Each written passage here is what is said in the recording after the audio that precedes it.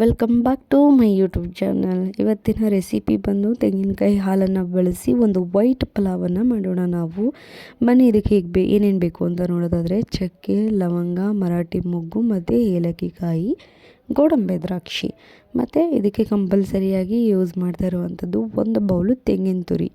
ನಾವು ಇದನ್ನು ಯೂಸ್ ಮಾಡ್ತಾಯಿದ್ವಿ ಇವತ್ತಿನ ರೆಸಿಪಿಗೆ. ಮತ್ತು ಕೊತ್ತಂಬರಿ ಸೊಪ್ಪು ಸ್ವಲ್ಪ, ಒಂದಷ್ಟು ಹಸಿಮೆಣ್ಸಿನ್ಕಾಯಿ, ಪಲಾವ್ ಎಲೆ, ಇದಷ್ಟನ್ನು ಕೂಡ ಒಂದು ಕಡೆ ತೆಗೆದಿಟ್ಬಿಟ್ಟು ರುಬ್ಬೋದಕ್ಕೆ ನಾವಿವಾಗ ಮೇಯ್ನ್ ಪ್ರೊಸೀಜರ್ ಬಂದು ತೆಂಗಿನಕಾಯಿ ಹಾಲನ್ನು ಮಾಡ್ಕೋಬೇಕು. ಹಾಗಾಗಿ ನೀರನ್ನು ಮಿಕ್ಸ್ ಮಾಡಿಕೊಂಡು 2-3 ಬಾರಿ ನಾವು ಇದನ್ನು ತೆಂಗಿನಕಾಯಿ ಹಾಲನ್ನು ರುಬ್ಕೊಂಡು ಹಾಲನ್ನು ತೆಗೆದಿಟ್ಕೋಬೇಕಾಗುತ್ತೆ.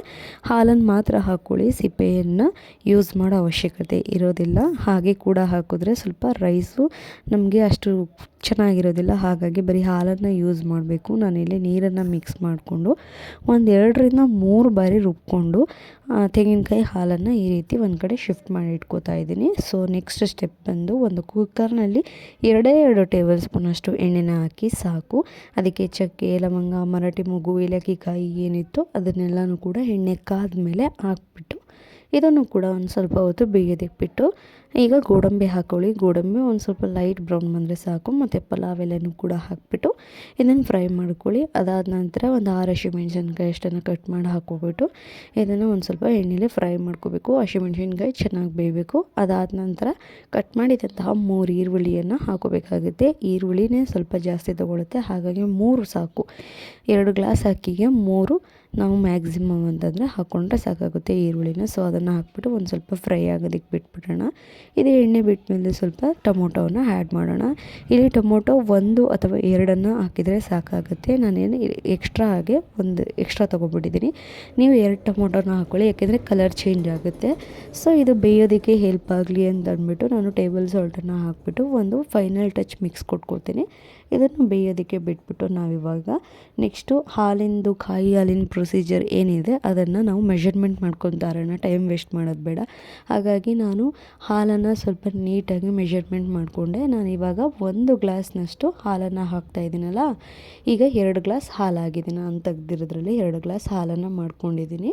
ನೀರನ್ನು ಮಿಕ್ಸ್ ಮಾಡ್ಕೊಂಡಿರೋದ್ರಿಂದ 2 ಗ್ಲಾಸ್ ಹಾಲಾಯಿತು. ಈ ರೀತಿ 2 ಗ್ಲಾಸ್ ಹಾಲನ್ನು ಹಾಕಿ, ತೆಂಗಿನಕಾಯಿ ಹಾಲನ್ನು ಹಾಕಿ ಇನ್ನು 2 ಗ್ಲಾಸ್ ನೀರನ್ನು ಹಾಕೋತೀನಿ. ಯಾಕೆಂತಂದರೆ 2 ಲೋಟ ಅಕ್ಕಿಗೆ ನಾನಿಲ್ಲಿ 2 ಲೋಟ ಅಕ್ಕಿಗೆ 4 ಲೋಟ ನೀರನ್ನು ಹಾಕೋತಾ ಇದ್ದೀನಿ. ಸೊ ಈ ರೀತಿ ನಾನು ಮಿಕ್ಸ್ ಮಾಡ್ಕೊಂಡು ನೋಡ್ತಾ ಇದ್ರಲ್ಲ.